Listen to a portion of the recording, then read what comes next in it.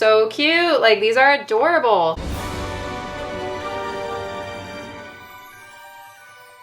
I am so excited, you guys. So I'm gonna be vending my very first reptile show. I've never actually vended at like my own table, my own stuff, and I've been wanting to try it out. So I happen to have a bunch of jumping spider babies as well as other merch items, and I'm gonna go for it. So if you wanna come see me, I will be vending the St. Louis Reptile Expo at the DoubleTree. Now, this is actually one of my favorite shows. It's a bit smaller and often overshadowed by like larger expos in the area, but I've always enjoyed how like small and intimate it is, and like what's there is there. We haven't had one of these shows actually since before like everything shut down in like late 2019, early 2020, whatever. So this is the first one back since then. It's kind of a big deal, and I thought I would take the opportunity to, you know, try vending for once. So I'm gonna have these jumping spiders that we're going to talk about, sort, and prepare today, as well as like other merch items. I have button pins, really cute keychains that I've assembled with like crystals and stuff. I have like these like plastic pens, as well as like a very limited amount of t-shirts. So if you are like around the St. Louis area and you're looking for something to do on March 5th, I will be there, and also Tarantula Cribs will be vending right next to me. So if you're on the hunt for some enclosures, they've got you covered as well. So let's go ahead and get into sorting these jumping spiders and preparing them. I just want to make sure that everybody will eat something before the show, and I need to kind of sort them and maybe make their little bins a little bit better. So yeah, let's get right into it.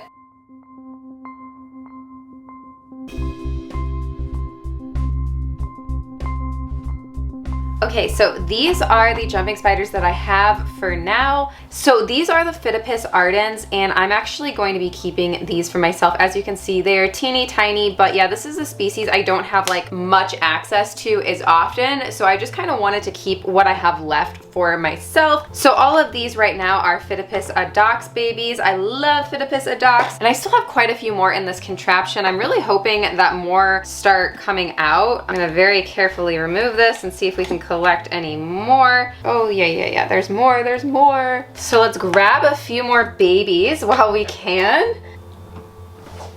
Okay. And there we go. Let's do this, and then we're just gonna do a quick little, and we gotta do quite a few more of these. There we go. I remember showing you guys in a previous video recently that the best way to catch these is kind of by sneaking up behind them. I'll show you in a minute, but you kind of want to like scoop up their little silk web that they're dropping behind them. All right, so here is one of them running. Let me try to get behind it. Oh! It did a bungee jump. There we go, just like this.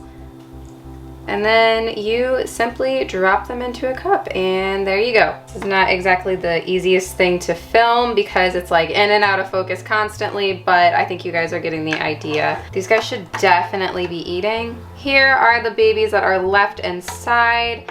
We've definitely gotten a lot of them, but unfortunately, yeah, there's more to get. Ooh, I just grabbed another. It's so ridiculously hard. Oh! We have a getaway.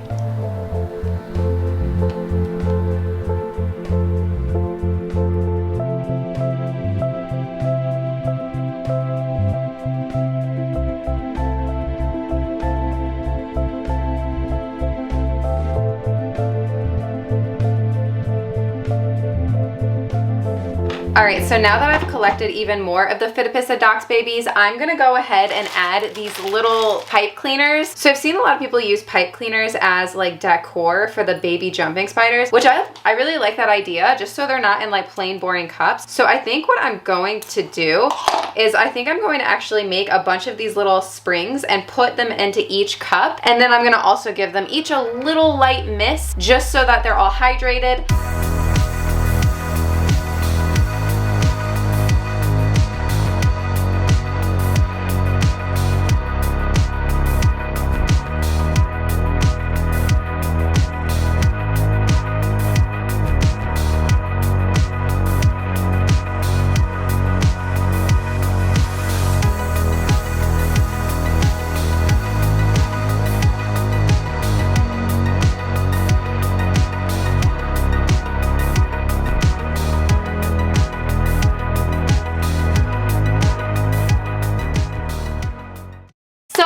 just finished making all of the little springs for the enclosures, and oh my gosh, I have to say that that just adds so much. Like, they're so cute. I tried to take them and like stretch them.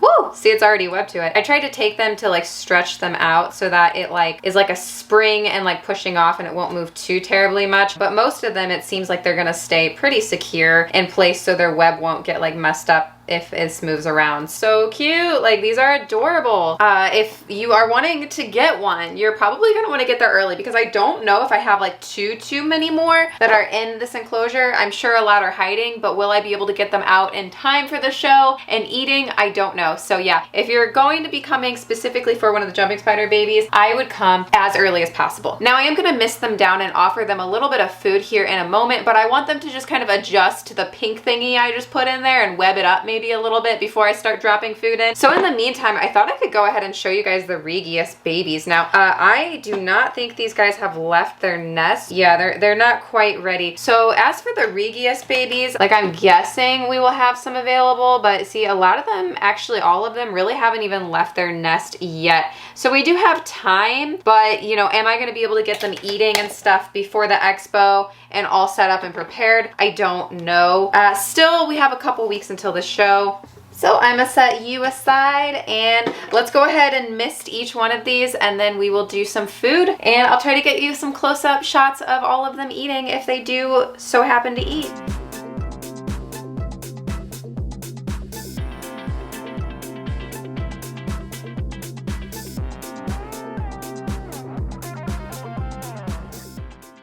So while I feed them, I wanted to just pop in and talk a little bit more in depth about these guys, their care, and just throw in a few disclaimers as well. So as you can tell, my jumping spider babies are still really tiny. Most breeders do not sell their jumping spider babies until they're more established at around I5. This is because they're more stable at that size and much more likely to make it into adulthood, because most natural selection has already played out by then. Also, a lot of those breeders will be doing shipping, whereas I don't, and shipping definitely can take a toll on a jumping spider, especially at this size. Now, I will be selling these in groups of 2 for $10, and that's very inexpensive, but I want to because they're still so small and fragile, so inevitably they won't all make it into adulthood despite good care. I want them to go in groups of 2 just in case you lose one to natural selection. No guarantees on these guys. The care I recommend for them is a super light misting a few times a week. Make sure the water drops are smaller than them, because they could actually get trapped in a water drop the same size as them or larger. You also don't want to give them too much humidity, as that's a bad thing. I'm feeding them the smallest flightless fruit flies available, and I recommend offering food as often as possible. I'm talking like every other day maybe. This is because they have very fast metabolisms and need to eat more often than tarantula babies and other species of spiders.